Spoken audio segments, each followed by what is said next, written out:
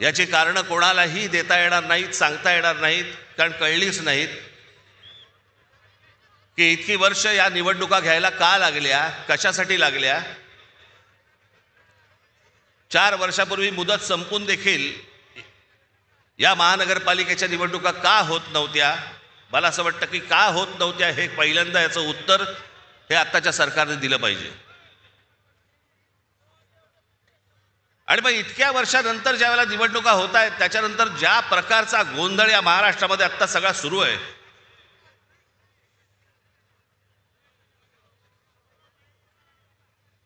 कोण कुठे चाललंय, कोण काय चाललंय, म्हणजे मी मागे एकदा मी म्हटलं होतं ना, इतका चुकीचा कॅरम फुटलाय ना की कोणाच्या सवट्या कोणाच्या भोगात आहेत तेच कळत नाही.